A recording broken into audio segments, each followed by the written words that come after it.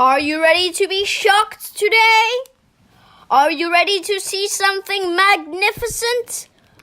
Are you ready to meet Alien at Stockholm subway? Let's travel to Sweden! Wait, why is there so many Are You Readies? We've landed at Stockholm Airport, capital of Sweden. What is Sweden famous for? You probably know all about ABBA, IKEA, Volvo, and meatballs. But what else is Sweden famous for? And what should you look out for when you arrive? Let's find out together.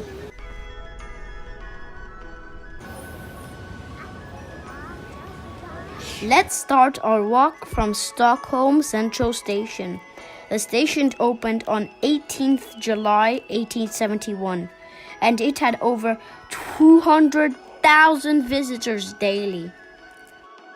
The first destination that we decided to visit was Old Town, Gamla stan.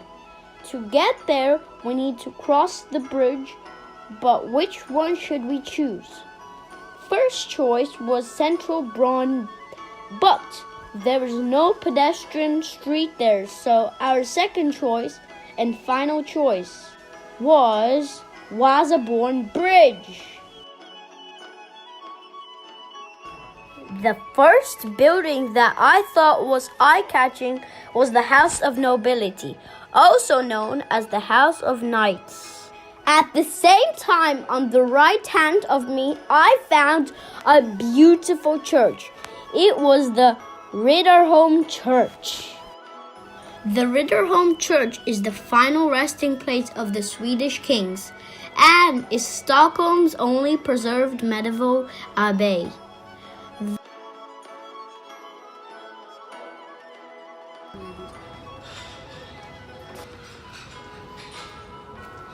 Then we had a stroll around Old Town. We had a pleasure to walk through tiny streets, feel the sweet smell of the city.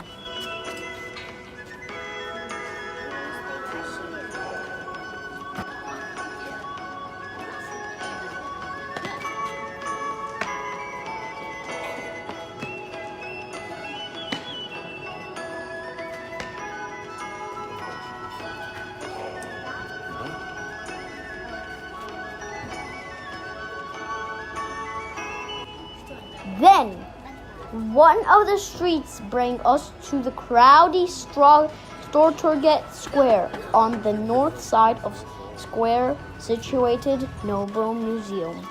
The Nobel Museum showcases information about the Nobel Prize and Nobel Prize winners, as well as information about the founder of the prize, Alfred Nobel.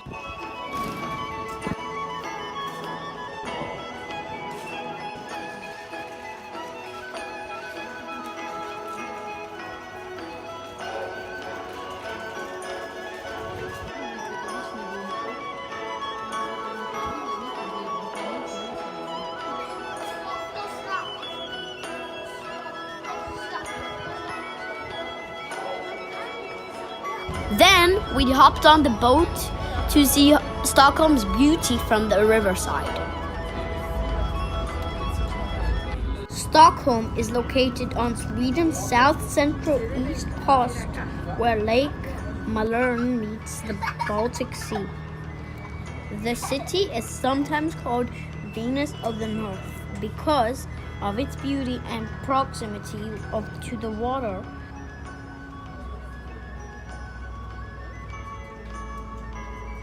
In the center of Stockholm, the water is so clean that you with no doubt can fish, go for a swim, and then eat the fish you have caught for dinner. And you can easily drink the water directly from the taps. Our next destination was the Vasa Museum on the island of Djurgården. The Vasa Museum, one of the biggest cultural treasures in Sweden. The warship Vasa that sank in 1628 on its maiden voyage from Stockholm. The battleship Vasa sank after just sailing just over 1,300 meters. It lay below the surface for 333 years until being discovered and salvaged in 1961. Vasa was built in Stockholm under the leadership of Dutch shipbuilder Henrik Hibbersten. Carpenters, sculptors, painters, glaziers, sailmakers, blacksmiths, and many other craftsmen participated in the construction. In total, 400 people worked on the Vasa building. Vasa was not just a warship, she was also intended to be a grand display window for Sweden and King Gustav II Adolf. There were approximately 700 sculptures and decorations on the ship. When Vasa sank, 30 of the people on board perished, mostly those who were below decks and could not escape. Studies of the skeletal remains that were found during the excavation of Vasa give us more knowledge of the people who died on board, and thereby a deeper understanding of Vasa and her time. DNA analysis is allowing us to identify relationship between them and perhaps to say where they come from. We can even reconstruct the faces of some of the crews.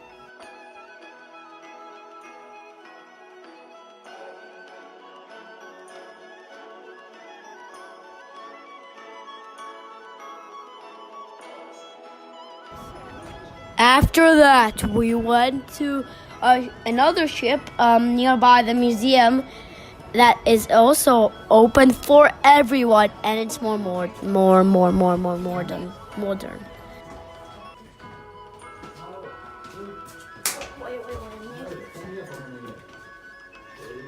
I radiohytten och snacka med Arne. Be han pratar med handelsbon i Öregrund nu. Be han beställa några extra veteländer och 2 kilo prinskorv också. Vi måste ha.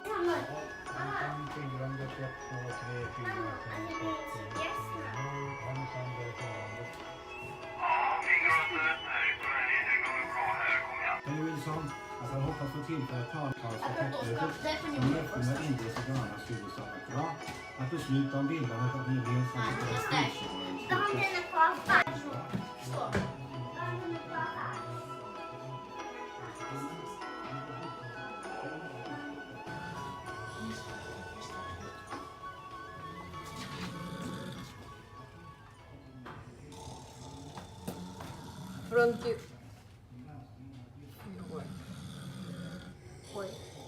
Wait. Position now.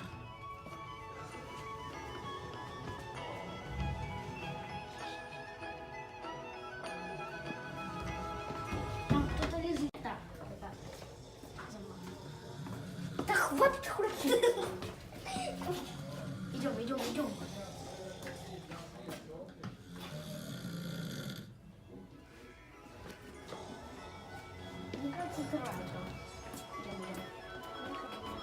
Давай наверх. Наверх, хочет? Все, я поднялся. А вы на стол аккуратно. Аккуратно. Ты можно? На, иди. Я уже поднялся, да? Мне тоже поднялся. Ой, как ух ты. Пожалуйста.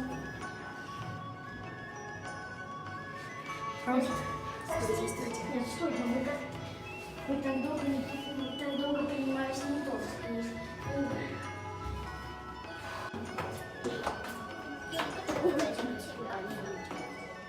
After that, we decided to visit one of the most beautiful subway in the world.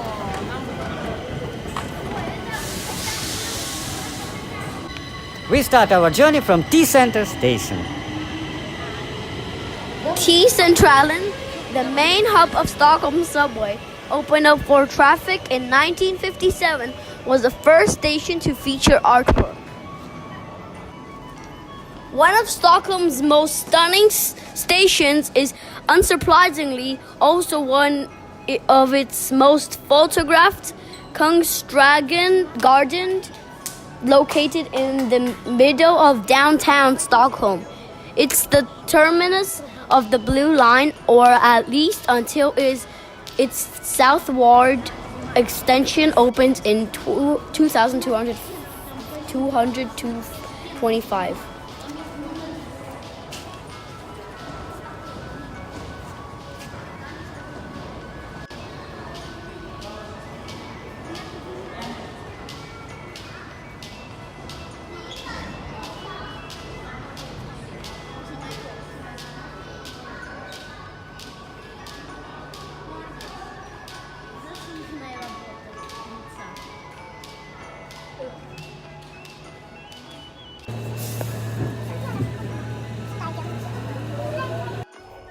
This station is very hilarious, and it has very weird pictures that are for kids. These pictures look like a child has drawn them, but it's actually very good artwork that they made by artists.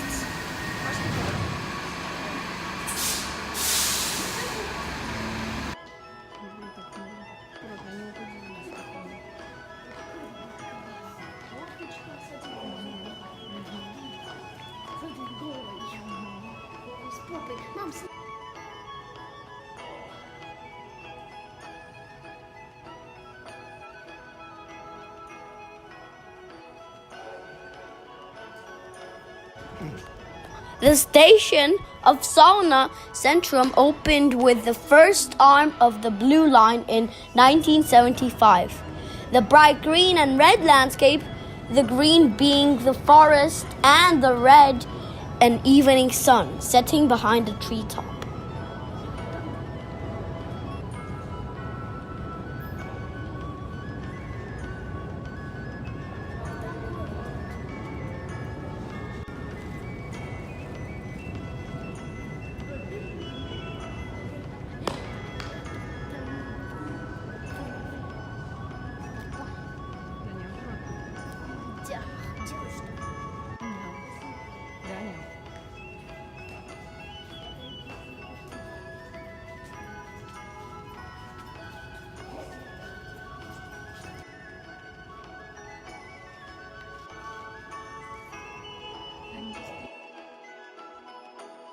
My favorite station is Stadion because it's very colorful and it is a rainbow.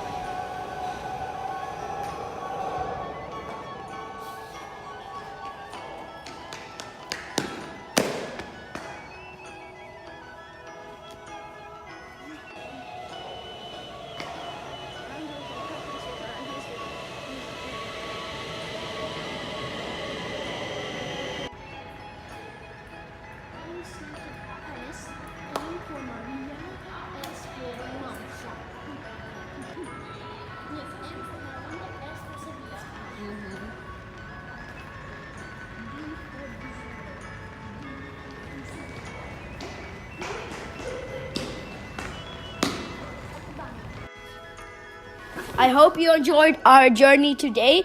Maybe next time I could do more videos like this. So don't forget to like and Subscribe to not miss anything else. Thank you very much for watching. Bye.